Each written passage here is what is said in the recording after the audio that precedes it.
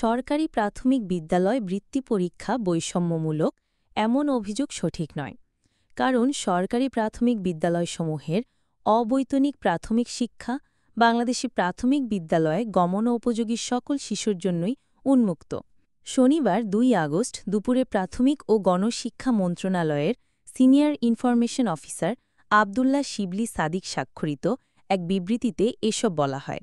মন্ত্রণালয়ের বিবৃতিতে বলা হয়, সম্প্রতি বাংলাদেশ কিন্ডারগার্টেন ঐক্য পরিষদ আয়োজিত সংবাদ সম্মেলনে উত্থাপিত বক্তব্যের প্রতি প্রাথমিক ও গণশিক্ষা মন্ত্রণালয়ের দৃষ্টি আকৃষ্ট হয়েছে। সরকারি প্রাথমিক বিদ্যালয়গুলোতে শিক্ষার মান উন্নয়নের জন্য বিভিন্ন কর্মসূচি বাস্তবায়ন করা হচ্ছে। এরই একটি শুধু পঞ্চম শ্রেণীর শিক্ষার্থীদের জন্য সরকারি প্রাথমিক বিদ্যালয় বৃত্তি পরীক্ষা। বাংলাদেশের শিক্ষা জরিপগুলোতে দেখা যায়, সরকারি প্রাথমিক বিদ্যালয়ে অধ্যয়নরত বেশিরভাগ শিক্ষার্থী নিম্নবিত্ত পরিবারের।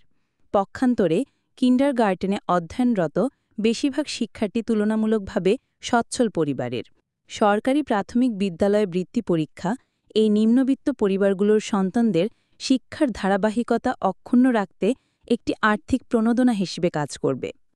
কিন্ডারগার্টেনসমূহ তাদের অ্যাসোসিয়েশনের নিজস্ব ব্যবস্থাপনায় শুধু কিন্ডারগার্টেনসমূহের শিক্ষার্থীদের জন্য দ্বিতীয় থেকে পঞ্চম শ্রেণী পর্যন্ত কিন্ডারগার্টেন অ্যাসোসিয়েশন বৃত্তি পরীক্ষা চালু রেখেছে। সরকারি প্রাথমিক বিদ্যালয়ে অধ্যয়নরত শিক্ষার্থীরা সেই বৃত্তি পরীক্ষায় অংশগ্রহণ করতে পারে না। এজন্য সেসব শিক্ষার্থীদের অভিভাবকদের পক্ষ থেকে সরকারি প্রাথমিক বিদ্যালয় বৃত্তি পরীক্ষা চালু করার দাবি উত্থাপিত হয়েছে। এতে আরও বলা হয়, বাংলাদেশের সংবিধানের ১৭ ক অনুচ্ছেদ এবং বাধ্যতামূলক প্রাথমিক শিক্ষা আইন ১৯৯০ অনুযায়ী বাংলাদেশে প্রাথমিক বিদ্যালয় গমন উপযোগী সকল শিশুর অবৈতনিক প্রাথমিক শিক্ষা নিশ্চিত করতে সরকারের বাধ্যবাধকতা রয়েছে। এক্ষেত্রে কোনো পাবলিক প্রাইভেট পার্টনারশিপ নীতি কার্যকর নেই। যারা নিজেদের সন্তানদের বেসরকারি প্রতিষ্ঠানে পড়ান তারা স্বেচ্ছায় তা করেন।